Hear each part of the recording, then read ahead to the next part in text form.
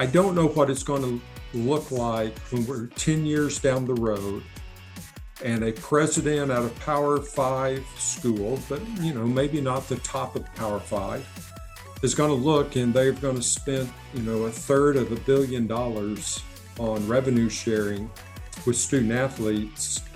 I'm all for student athletes being able to make some money, but it's going to be staggering for some. And so I believe that we need to be able to work on and make sure that we are a great destination for some of those schools.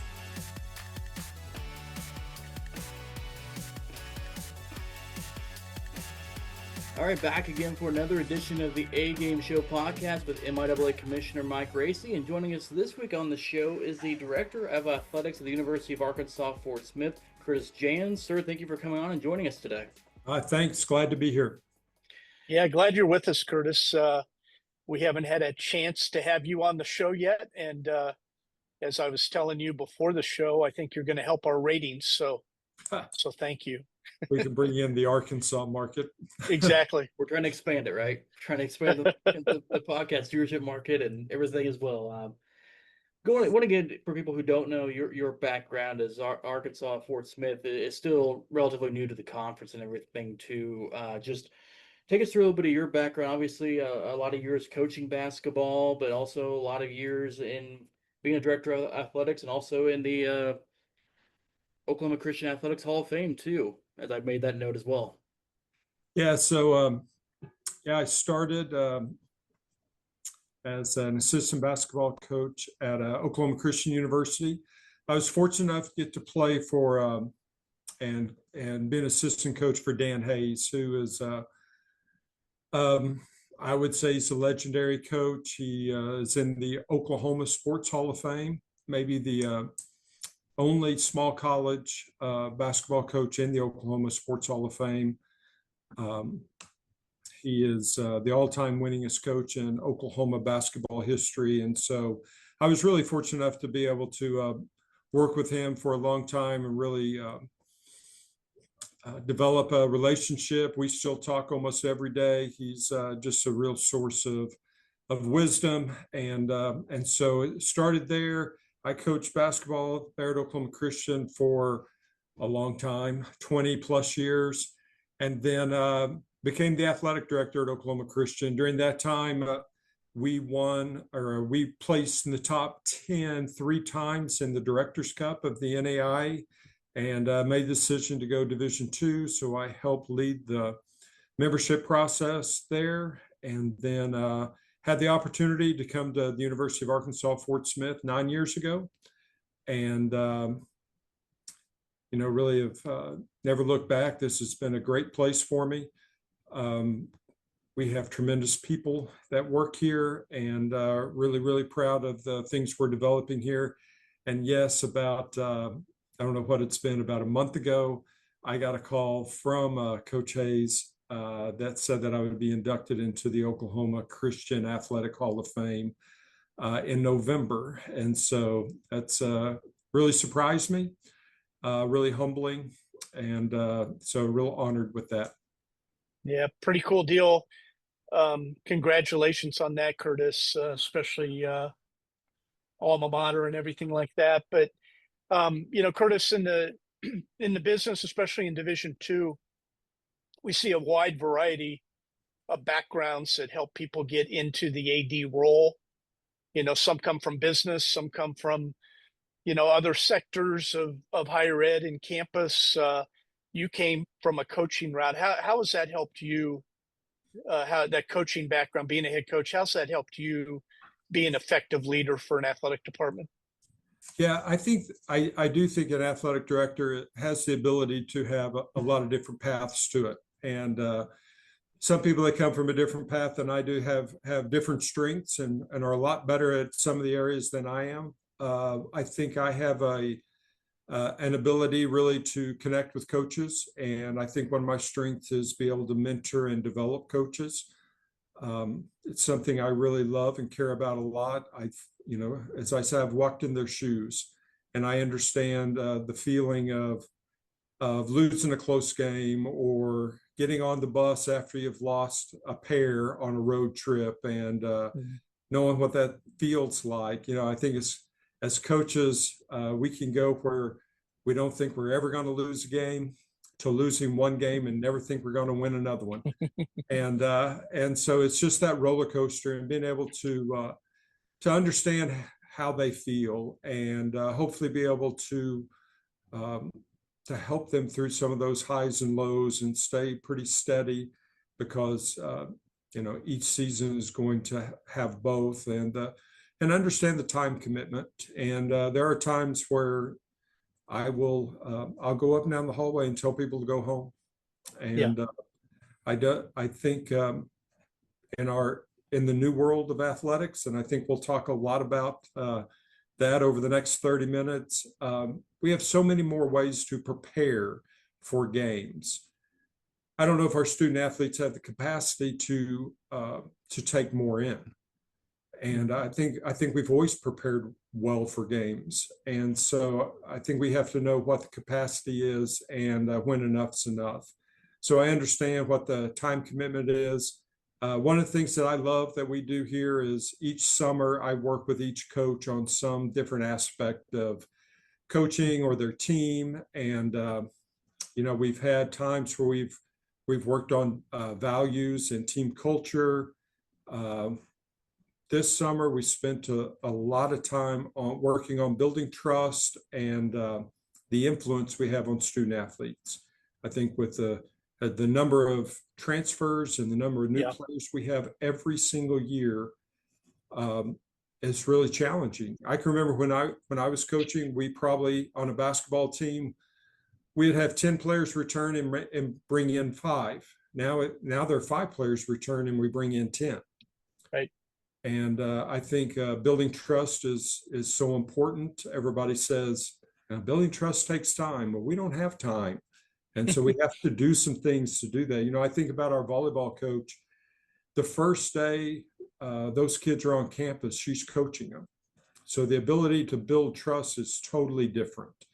And so I think some of those things, one of the things that I really like that we're still working on right now is being able to identify the people who influenced us as to be in higher ed athletics. Mm-hmm. And we have pictures of those people behind our desk, just as a reminder who influenced us. So we're obligated to do that for the next generation. And so, those things are important to me. I think we have a group of coaches now that it's very, very important to them also. And so it's a good culture fit for us. Yeah, powerful stuff.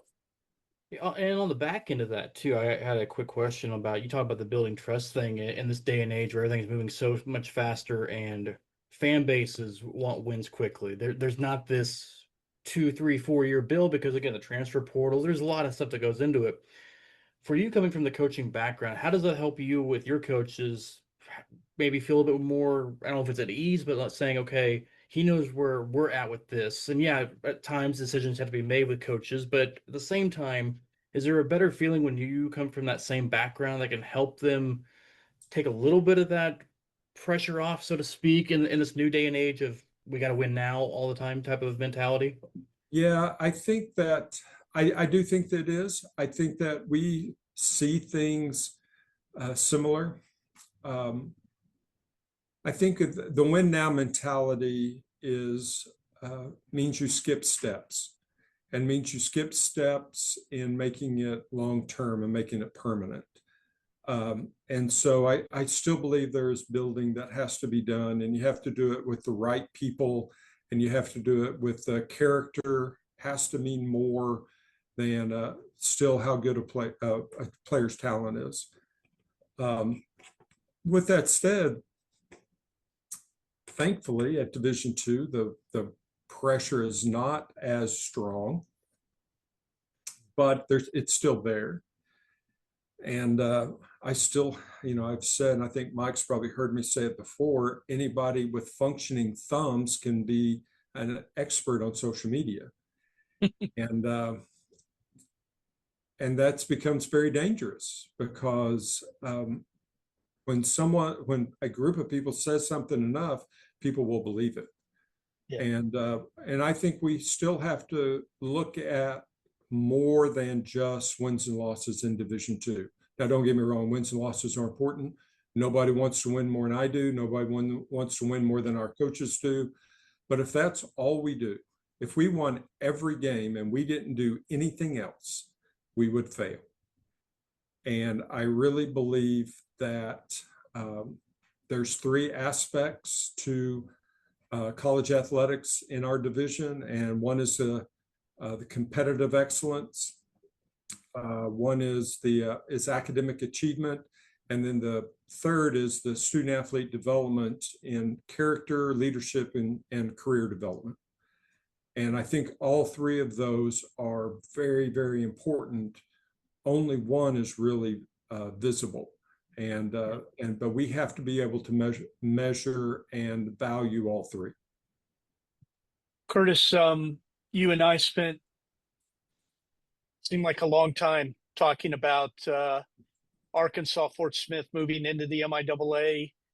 I always believed that a school like Arkansas Fort Smith, a regional public university in a rapidly developing and growing area in the state of Arkansas, adding a new state to the MIAA footprint, all of those things were very positive, and so happy that it worked out. We've got Arkansas Fort Smith as our 14th member institution.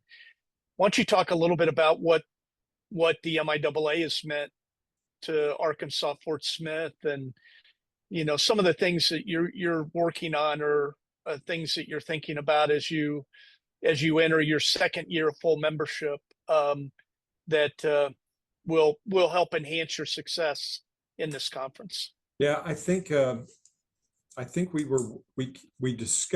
talked about for 4 years about trying to the right time, the right fit. COVID was in the middle of that, so that probably extended the time of it some too. I always believed that the MIAA was a really, really good fit for Arkansas Fort Smith. I believe it more strongly today than I ever have. And it's more than just geography. Yeah, the Lone Star is a very, very good conference also. I would say one of the best in Division II. The geography in the Lone Star was really difficult for us. Mm-hmm. Our furthest trip was Western New Mexico, and Western New Mexico is closer to Los Angeles than they are to Fort Smith, Arkansas. And so, but it's much more than just geography. It is, I talked about a culture fit within our athletic department. I believe we're a culture fit within the MIAA. I love the professionalism of the conference office. I love the professionalism of when we get together as a group of ADs and SWAs and we talk about real issues that we all are struggling with. I love the shared governance and the way that the conference is set up. It's a true higher ed conference, not just an athletic conference. I know that on our campus, that when other members of the cabinet have attended MIAA meetings with either it's the attorneys or it's the student affairs or the academic officers, they've always come back raving about those, and I think those are important. We are part of the University of Arkansas system, so we have peers there, but it's also great to have our MIAA peers that are also seeing things. And I have absolutely no doubt that it is the most competitive conference in the country. From top to bottom, it's hard to win every night, and that's a true statement to all the institutions in the conference. It's a true credit to all of them. to the presidents and chancellors, all the way down to athletic directors and coaches and SWA, everybody. But it's not just about winning. And, I'll go back to saying how important that is in our division. And so the collegiality of the conference is so good. And, so many times in athletics, we'll argue something passionately because it's good for us right now. And then next year, we might be on the total opposite side of the same issue. I really haven't seen that in the MIAA. It's about doing what's right, no matter if it benefits us today or if it may benefit us down the road. We'll probably get into more of this topic as well too with the MIAA, but for University of Arkansas Fort Smith in particular, what are maybe some key projects or initiatives that you guys have going on right now in the athletic department as we move forward? And we'll get into this part again here in a little bit, but the unforeseeable future that we don't know where we're all heading yet. Yeah, great question. I think on our campus, a couple of years ago, the Division II Athletic Directors Association published a document for the being a model Division II athletic program. We talk about that document a lot. We use that document to evaluate our entire athletic department. And so it's something that that challenges us truly almost every day. And so I think that's a great tool. Kirby Gary out in California, Monterey, and I have talked extensively about that document, and he's helped me be able to do some of those things and see them in a different way. One of the things that we're really working hard on is our competitiveness within the league. We knew it was going to be more competitive. We tried to prepare ourselves for it. I don't know if you can truly prepare yourselves for it until you've done it. And once we've seen a year, just a lot of it's different style of play, different strengths, and so we've made some adjustments. I think it's going to pay off for us. And then so we got to continue to build to be more and more competitive. And we're working on that. I think there's always the changing landscape of college athletics, and I know you said we're going to talk more about that in a minute, and I will wait to talk more about specifics. But it's a challenge. I think that I spend at least an hour or more every single day just trying to stay current and trying to stay hopefully on the front edge of things that are happening, and that's as big a challenge I think as anything we're doing. The speed of change right now is extremely fast.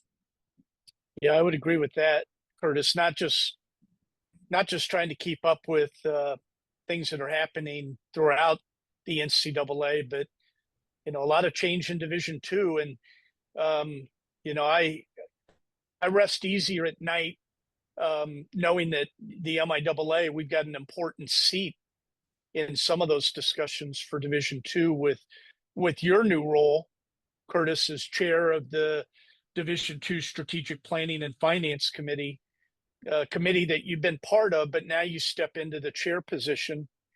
And why don't you talk a little bit about what that committee does and maybe some of the things that they're talking about that are positive for Division II, and then some of the things that keep you up at night. What you're worried about for Division II as we think 3, 5, 10 years out. Yeah, we can talk about the demons that keep me up at night in a minute, but I'm really honored to be the chair of the committee. Julie Rupert, the commissioner of the Northeast 10, was the chair before. I believe it's very, very important committee right now. I think there are important questions being asked. And in our role on this committee, it's a little bit different than most areas of higher education because we have some additional revenue to work with. The new ESPN contract gave us some additional revenue. So it's trying to be strategic on where that revenue should go, where it should be placed and used for the good of the division, for the good of our student athletes, and we've really worked hard on that. The NCAA Division II staff has really done a good job with this and giving us good options that we asked for, but they did the legwork on doing that. So we have in our last meeting that I was privileged to chair, we passed a new long-range budget for Division II, which has some changes in it where we'll see some more revenue go to championships. Yeah, that's a big one. You and I Yeah, have talked about that. That's a significant increase of money that's being spent there. it is, and you know, it's not just sometimes when you have more, it's difficult to make sure that you're doing it where it has the most good. I really think more money going championships is a good thing. We've increased per diems, which helps offset some of the costs that our institutions have.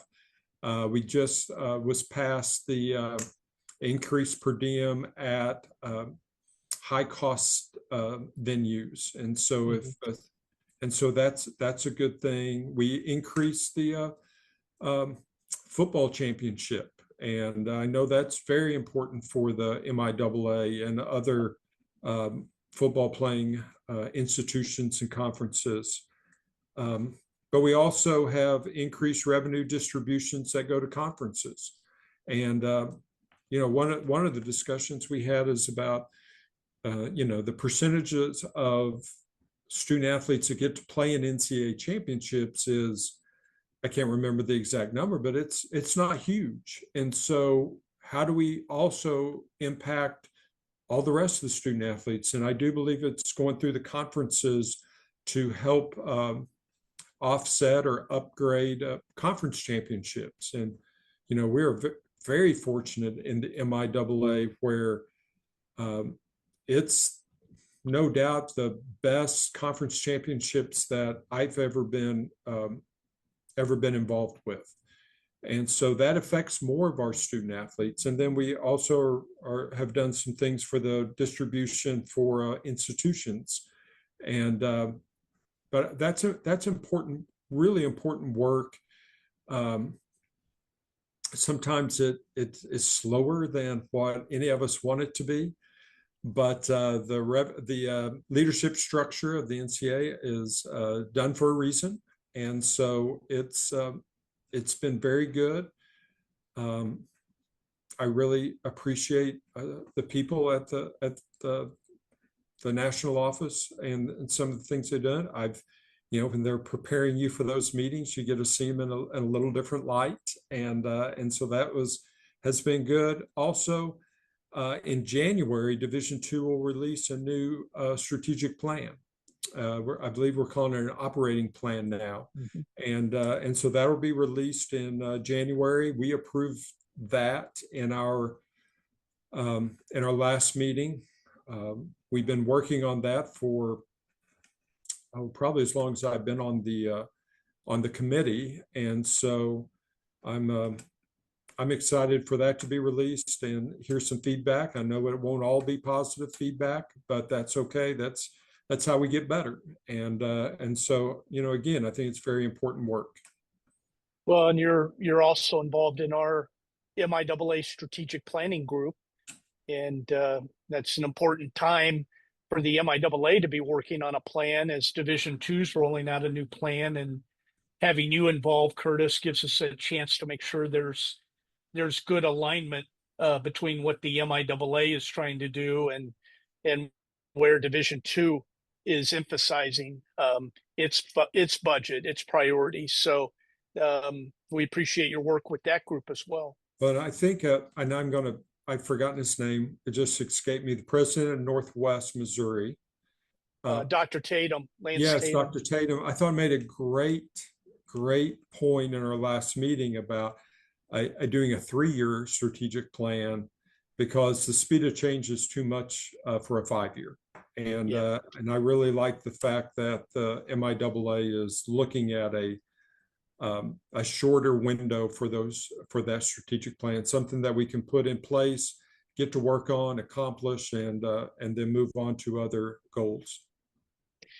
Chris Roush, you'll appreciate this. This has been a theme of a lot of things that you and I have talked about, but I've had conversations with Curtis as well that it seems like we're at a point in college athletics that Division II needs to go on the offense. I think it seems like since COVID we've been playing a little defense. We've been reacting to things going on around us, but now that there's beginning to be this clear demarcation between schools and conferences that want to be part of a business model or a more professional model, and schools and conferences that want to commit to really the foundational principles of an education-centered model for its intercollegiate programs.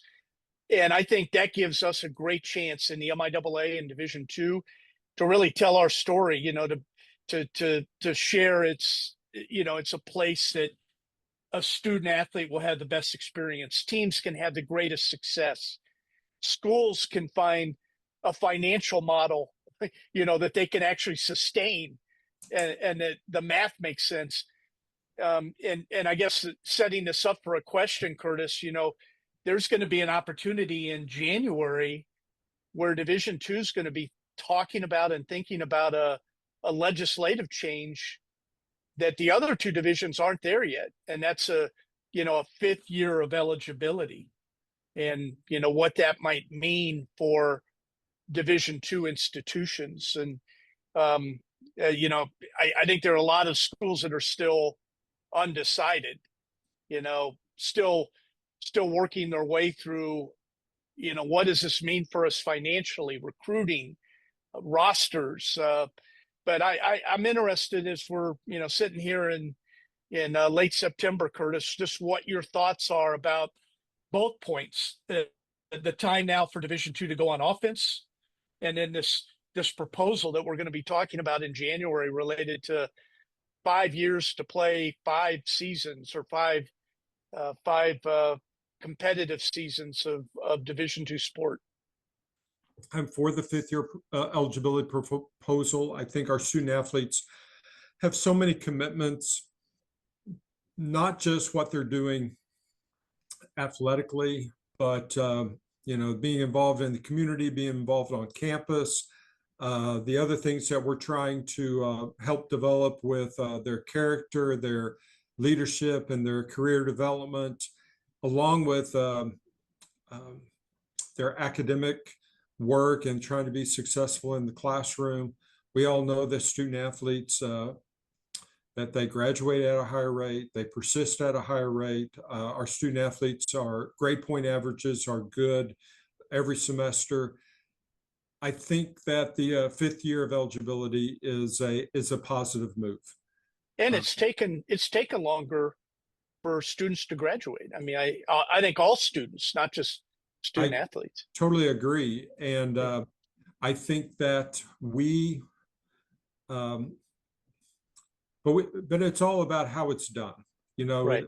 It's we have to make those commitments to our student athletes to make sure that they do get the extra year. That's what helps them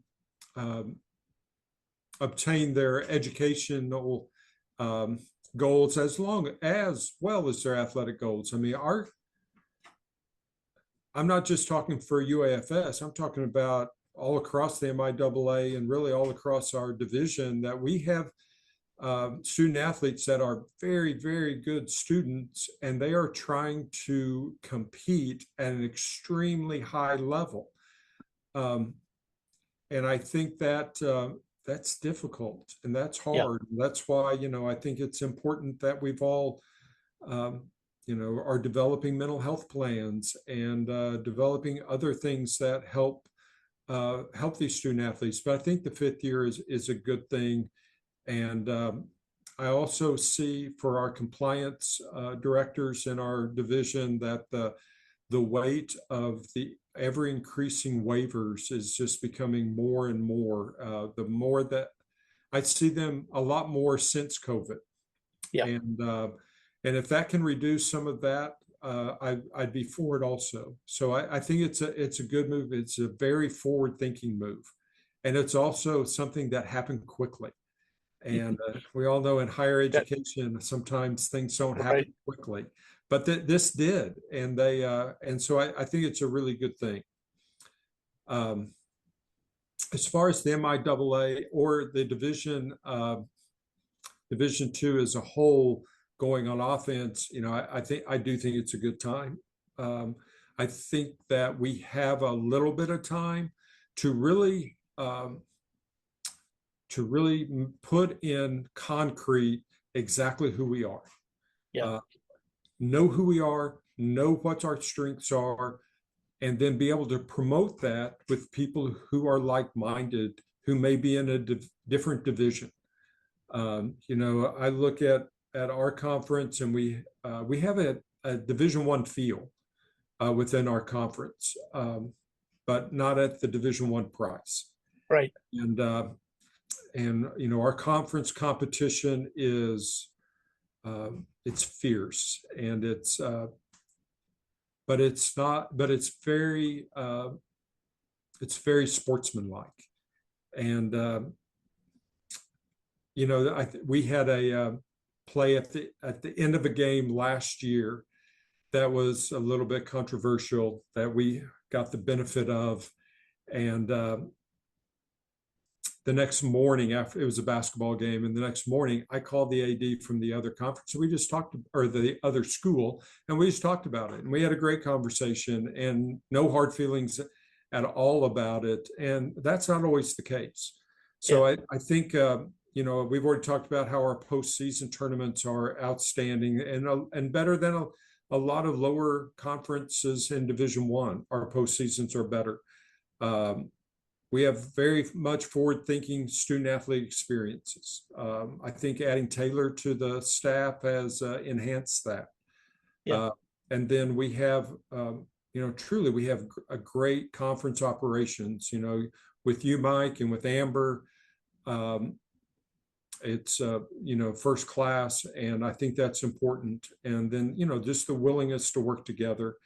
I think if we can really somehow quantify that and make it, and I think there are a lot of people that are looking for things like that.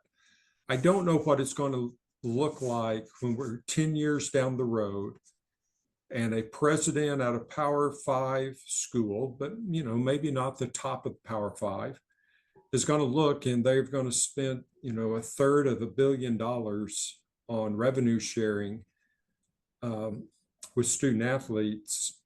I'm all for student athletes being able to make some money, but it's going to be staggering for some. And so yeah. I believe that we need to be able to work on and make sure that we are a great destination for some of those schools. Well said, Curtis. Chris and I talk a lot about, the future of college athletics is really an education-centered model. And I wake up every day feeling blessed that I get to be around a bunch of schools that understand the importance, significance of letting a student athlete have opportunities through their intercollegiate sports skills and what those doors open. And just great to be part of a league with schools like University of Arkansas, Fort Smith, that have those same values and share that same vision. Well, thank you. I feel very blessed to be in the position that we are, and I know our institution is very happy to be with the other 13 institutions that are in the MIAA and the leadership from the conference. And it's really a good place to be. I believe the MIAA is making us better, and that's really what you're looking for. And so really proud to be a member. I'll ask this real quick. Chris? Sorry, go ahead, Yeah. Mike. No, go ahead, Chris. I'll ask this real quick to both of you. And Curtis, you were talking about earlier about at post-COVID, how much maybe in 25, 30 years are we going to look at how fast things moved in the NCAA as a whole because of COVID? Because it stopped a lot of things in the moment. It changed how things had to work for a little bit. Is that going to be maybe, okay, things before COVID looked like this, but here's what started unwinding and unraveling? And how much do you guys think that could be where we look at one of the defining moments? Well, I'll take the first stab. I don't know. I think COVID had definitely some impact on that. I think a lot of our student athletes who were in high school during that time, I think it was very hard for them, and things changed a lot. So I think a lot of the mental health and student athlete development and student athlete welfare things really accelerated after COVID. I also think the O'Bannon case at with the Supreme Court, I think we're going to look back on that and see that really changed college athletics probably more than what we realized at the time. And I think that was the first domino that fell that's really has led to where we're at now with Division I and the revenue sharing and the NIL and a lot of those things. Yeah, I just add to that, Chris. I think it was the combination of COVID and some of the Supreme Court cases, including the Alston case, that basically unwrapped a little bit of the authority that the NCAA has, but began to amplify the authority or the responsibilities that conferences have. And I think those two things, COVID and wanting to figure out as a conference, how do we safely return to play and do that. Our student athletes were hungry to be back with their teammates, to be on the court, to practice, to have meaning in their life again through sport. How do we as a conference, we weren't getting a lot of guidance, so how do we as a conference figure that out? And fortunately, that was about the time that we tapped into our partnership with the U.S. Council on Athletes Health, and they helped us be one of the first conferences to get back and to be the only NCAA conference, any division, to play all of our men's and women's basketball games for 2 consecutive years.